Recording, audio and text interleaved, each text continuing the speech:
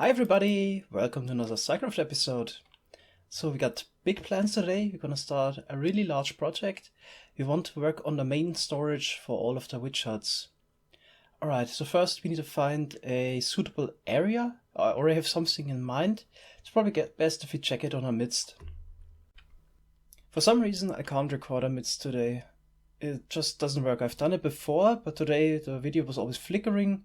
I tried to adjust the FPS values and synchronize it with a midst to set it to 50, but that also didn't help. And yeah, I really tried everything. I even turned my computer off and on, and even that didn't help. So it seems like today it just doesn't work. Then yeah, maybe let's find an area with the help of the map in the main storage room.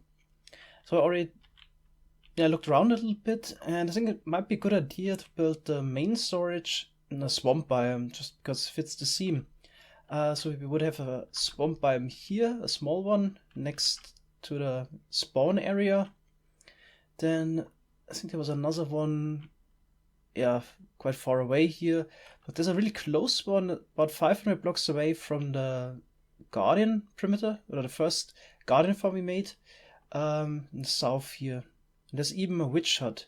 So I'll check it out maybe in a test world, if this would be a suitable location, and also if we don't have any issues with nether portals connecting to the nether hub maybe. Because it's a bit tricky with the Guardian farm. There's a portal at almost bedrock level and one at almost sky limit level. And it was always tricky to link those portals correctly up. So I guess we just have to try it out. So this is the actual area. I'm on a survival copy server at the moment. Here we have the witch farm, and the area is mostly surrounded by birch forests and normal forests. So the swamp biome also expands towards that direction, but I think it would be nice to build the main storage maybe near the witch hut. Maybe we could even use that witch hut to get one additional farm. Might also be an idea. Yeah, we'll see. Alright, so the first thing we'll test is if the portals link up correctly. So we definitely need some kind of a chunk loading grid, because at the moment the plan is to transport all of the items through the nether, and they will probably arrive then above bedrock, since we also want to transport the items at bedrock level in the nether, so the lower bedrock. And yeah, I'll just dig down and make a portal, and we'll see how it links up with the nether. Alright, let's see where it links up to. So it was directly under the witch hut, and come out at the portal at the furnace array. Alright, maybe I'll go to the coordinates, the correct coordinates in the nether, and then we'll try again. So I tried around a little bit, and it all seems to work. All portals connect correctly.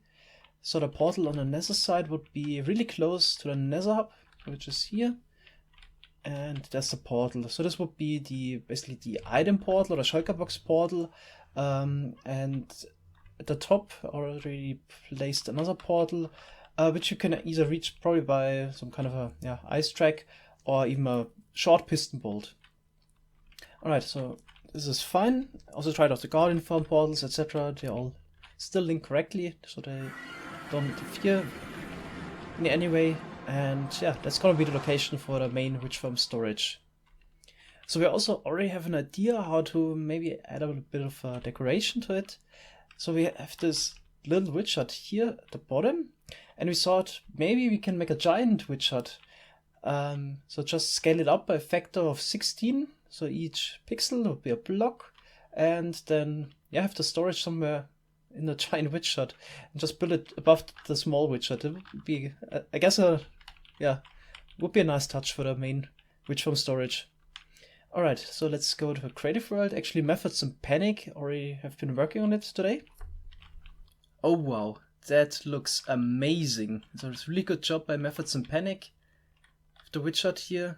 Also, a lot of attention to details with the actual fences, also in the windows. Then if you look inside, there's even the cauldron filled with water. And the colors are just perfect. That concrete color here for the cauldron. Then there's even the flower pot, which is perfect. It's actually kind of interesting. There's always this flower pot on the shelf, but in the Java version, as far as I know, there is no mushroom in it, but in the Bedrock version there is, and might be also fixed in 1.13 that there's a mushroom inside of the flower pot. Anyway, so they used the giant mushroom in order to fill up the flower pot, the giant flower pot, which just fits perfectly. Awesome, awesome detail. Alright, they also made the whole place spawn-proof already, so we have got slabs on top of everything here. I think on the cauldron there's some carpet, perfect. I think on top of the roof, yeah, there's also slabs here in order to make it lightning strike proof. You really don't want this to burn down. And I would say, yeah, can't be really made better. Definitely gonna build this up in survival. Not sure yet where we have the actual storage. Probably just here in the corner.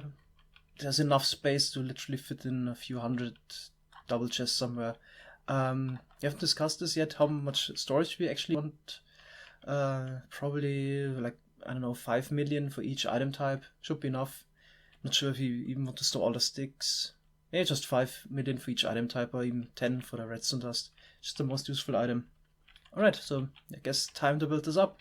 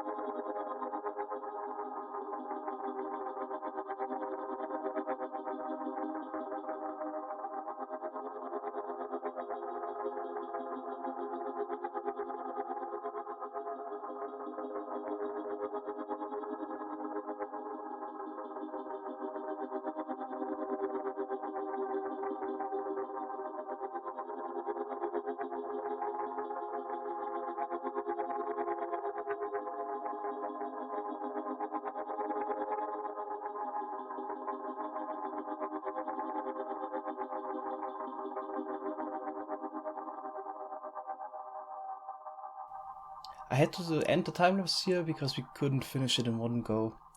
So this was about 5 hours of footage condensed to 3 minutes, and we're about half finished, but there's still a lot of work left to do. So we placed about 35,000 blocks already, and we have 50,000 to go. And it's also quite a lot of effort to place down those blocks. For example here, especially the wood logs or giant blocks, they require a lot of effort because you need to almost change the item type every single block. So this just takes a while. Alright, so there's something else. In the end, we also need to make this place fireproof and also wineproof. We don't want those here. I guess I'll need to remove the tree at some point. So we need to make it fireproof. So on top of the whole witch hut, there will be a slab roof, which makes the top fireproof, because if lightning strikes, as I've shown in a previous episode with carpet, the non-full blocks wouldn't catch fire because the fire can't generate on top of them.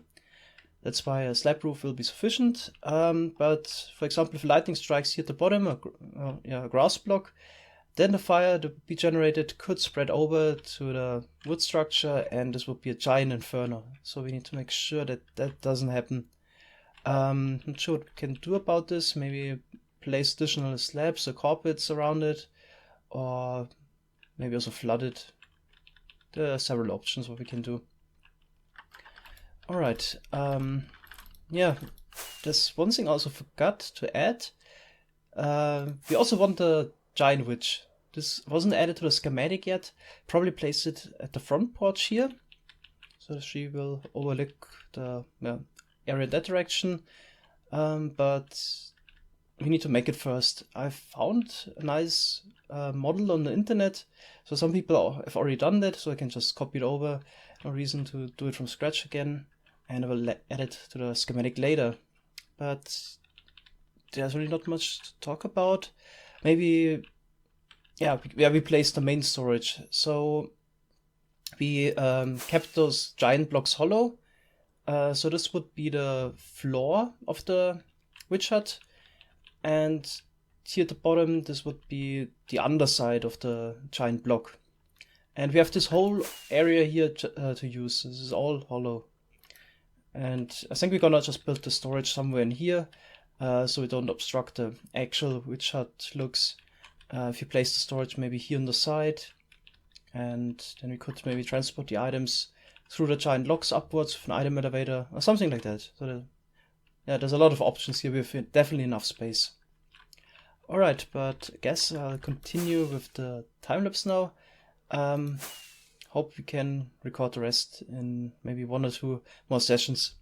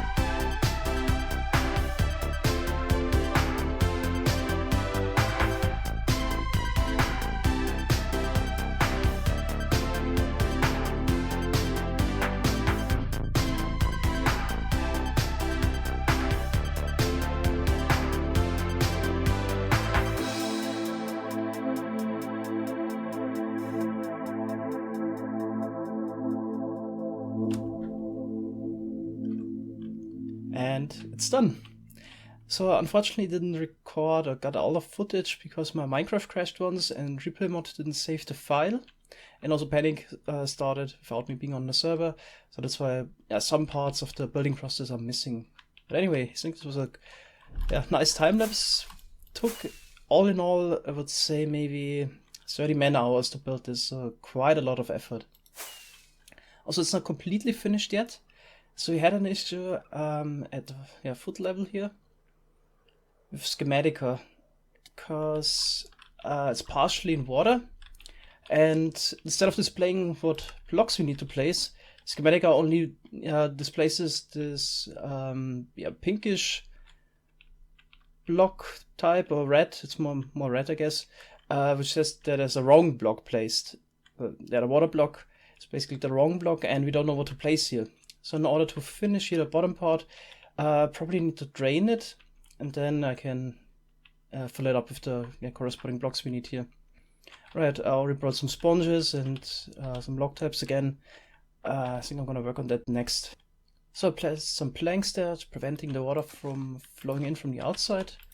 Now we can quickly drain it. And I hope Schematica displays what to place now. Yep. Okay, then I can fill this up and then remove the planks on the outside again and let the water spread again. Alright, so we're almost done. All the blocks that should be placed have been placed. Just need to remove the planks again here on the outside because that looks a bit odd. The whole reason why we did this was that it looks a bit better if you look at it from the top, so the legs go down into the water. And then we just need to make it fireproof. So I guess I need to check the wiki and see how far fire can spread. According to the wiki, fire can spread 2 blocks wide. So it's probably enough if I make a little trench around the whole thing, so like this. And then just fill it up with water. Then we should be safe from lightning strikes. Actually, we don't need this at all, because we have the roof with an overhang of 16 blocks. So lightning can't even strike near the base level at all. Alright, decorative part is almost finished. One last little thing is missing. The large switch, which I want to build at the front porch. So I've already done this in creative. Just need to get the schematic and then we can build it up here.